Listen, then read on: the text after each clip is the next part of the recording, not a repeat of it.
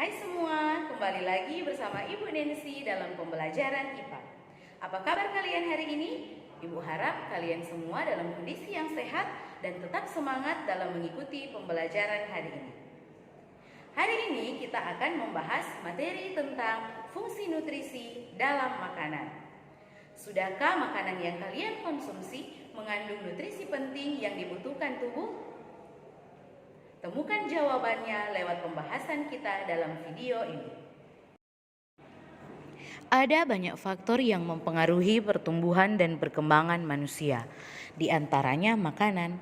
Melalui makanan, manusia dapat memperoleh nutrisi yang diperlukan untuk pertumbuhan dan perkembangan tubuh. Yang pertama, karbohidrat.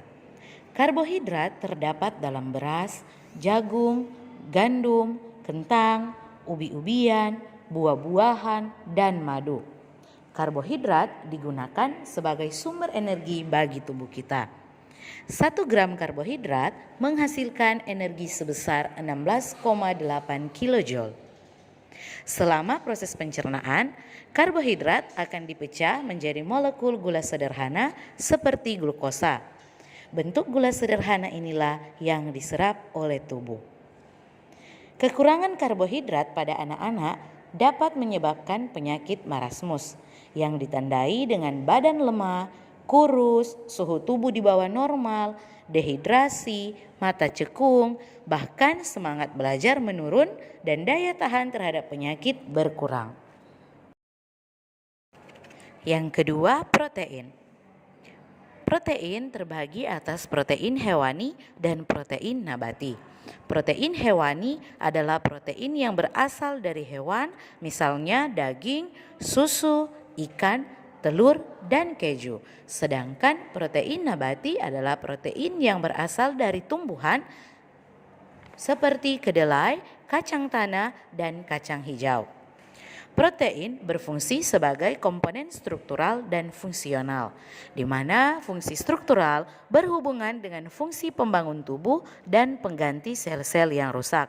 Sedangkan fungsi fungsional berkaitan dengan komponen proses-proses biokimia sel seperti hormon dan enzim. Selama proses pencernaan, protein akan diubah menjadi pepton dengan bantuan enzim pepsin di dalam lambung. Kemudian, pepton akan diubah menjadi asam amino dengan bantuan enzim tripsin di dalam usus halus. Asam amino inilah yang akan diserap oleh tubuh. 1 gram protein dapat menghasilkan energi sebesar 17 kilojoule. Yang ketiga, lemak. Sumber lemak dapat berasal dari hewan yang disebut lemak hewani seperti lemak daging, mentega, susu, ikan segar, telur, dan minyak ikan. Sumber lemak yang berasal dari tumbuhan disebut lemak nabati, seperti lemak dari kelapa, kemiri, kacang-kacangan, dan avokat. Lemak berfungsi sebagai cadangan energi serta pelarut vitamin A, vitamin D, vitamin E, dan vitamin K.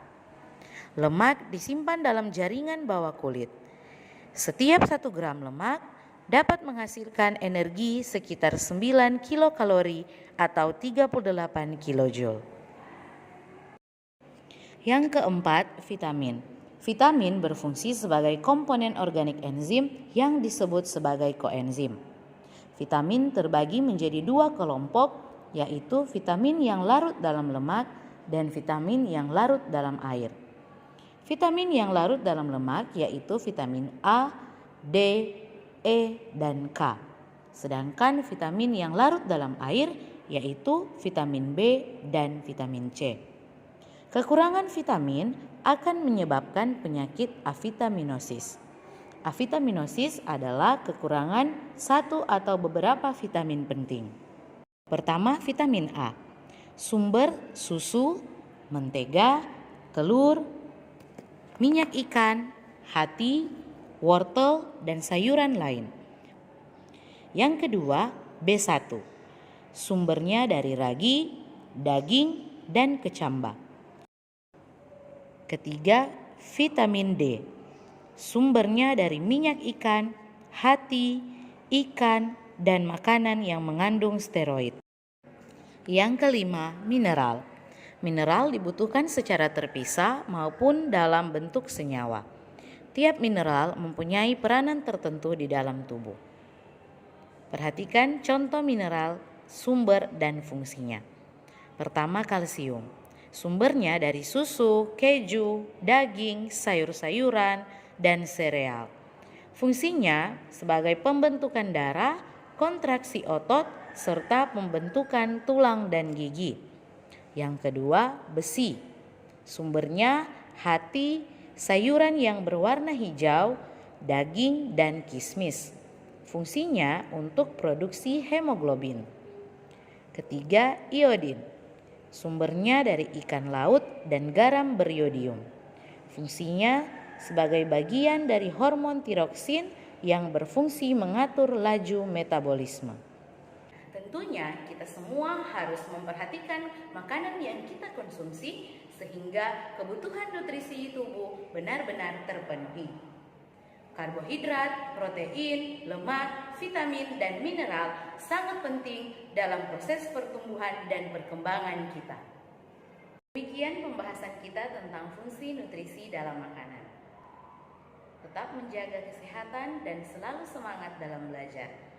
Salam cinta, salam cerdas. Sampai jumpa.